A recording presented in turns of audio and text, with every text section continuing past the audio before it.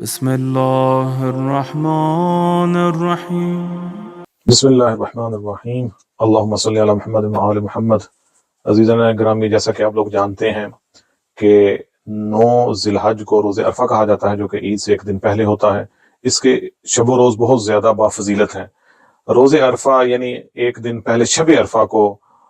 کہتے ہیں کہ خدا کی بارگاہ میں زیادہ سے زیادہ توبہ استغفار کرنی چاہیے، اور اگر کوئی شب عرفہ کو عبادت کر کے گزارے،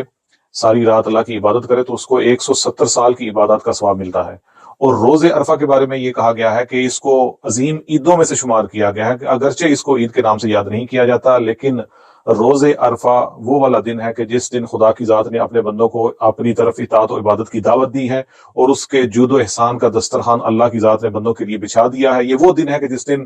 شیطان حقیر اور ذلیل ہو جاتا ہے، اور یہ وہ دن ہے کہ جس دن اگر کوئی انسان عبادت کرے تو خدا کے نزدیک وہ اس قدر اس کو فضیلت ملتی ہے کہ اگر کوئی انسان ماہ مبارک رمضان میں نہ بخشا جائے، کہ جس ماہ مبارک میں خدا کی ذات انسان کے لیے مغفرت اور بخشش اور جود و کرم کے دسترخوان کو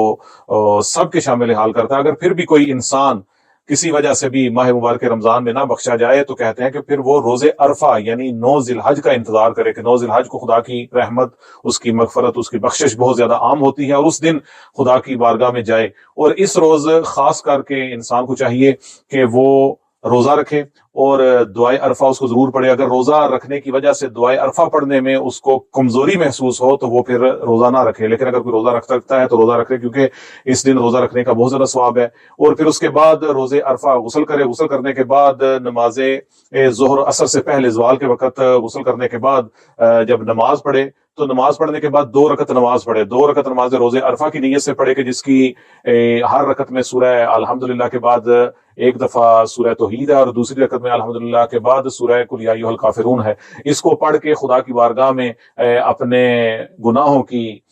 مغفرت طلب کرے اور اللہ سے توبہ کرے، اپنے گناہوں کا اعتراف کرے، تو خدا کی ذات اس کو جو روز عرفہ والوں کو جو ثواب ملنا ہے وہ اس کو بھی شامل حال ہو جائے گا۔ اور اس کے بعد 4 رکعت نماز بھی ہے جو کہ نماز امیر المومنین کی طرح سے ہے، اس کو بجا لائے۔ ان چیزوں کو انجام دینے کی وجہ سے وہ ثواب جو عرفہ کے میدان میں لوگوں کو اللہ دے گا وہ اس کو بھی مل جائے گا۔ اور سب سے بڑھ کر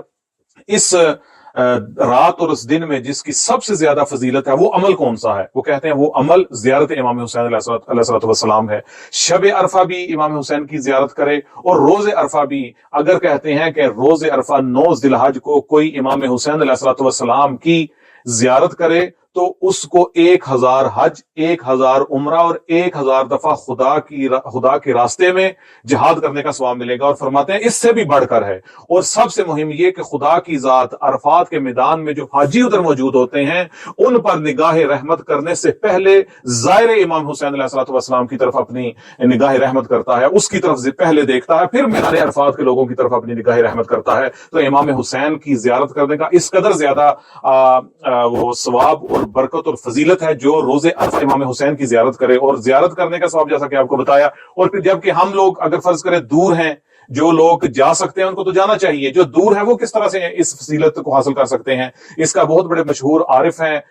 عارف ربانی آیت اللہ مجتبی تہرانی رحمۃ اللہ علیہ، وہ فرماتے ہیں کہ ہم لوگ جو دور ہیں ہم بھی اس ثواب میں شامل ہو سکتے ہیں۔ کس طرح سے اس ثواب میں شامل ہو سکتے ہیں؟ وہ کہتے ہیں روز عرفہ ایک دفعہ ایک بندہ بھی امام صادق علیہ السلام کے پاس آتا ہے اور یہ کہتا ہے کہ مولا میں بہت دور رہتا ہوں، میں کس طرح سے امام حسین کی زیارت کے پاس جا سکتا ہوں، ان کی زیارت کر سکتا ہوں اور اس فضیلت کو میں حاصل کر سکتا ہوں؟ لیکن بعض روایات میں تو قبر حسین ان کی زیارت کے بارے میں لکھا ہوا ہے، بعض میں یہ ہے کہ زیارت امام حسین کرے۔ تو وہ پھر کہتے ہیں کہ امام نے اسے فرمایا کہ تو کربلا کی طرف رخ کر کے فقط اتنا کہہ دے، حضور قلب کے ساتھ، اپنے دل کے ساتھ یہ کہے کہ السلام علیکہ یا ابا عبداللہ، السلام علیکہ ورحمۃ اللہ وبرکاتہ، تو خدا کی ذات اس کو وہ ثواب اس کے بھی شامل حال ہو جائے گا جو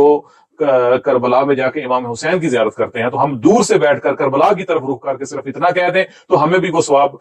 جو ہے وہ مل جائے گا۔ ایک سائل اس دن، امام زین العابدین فرماتے ہیں کہ ایک دن اس دن یعنی روز عرفہ ایک سائل لوگوں سے بھیک مانگ رہا تھا، تو امام نے کہا کہ آج کے دن فقط خدا کی طرف رجوع کرنا چاہیے، کیونکہ خدا کی ذات جو ماں کے شکم میں بچہ ہے اس کو بھی اپنے فضل سے نوازتا ہے اور وہ بھی سعید ہو سکتا ہے۔ تو اس دن زیادہ سے زیادہ یہی کوشش کرنی چاہیے کہ انسان اپنے آپ کو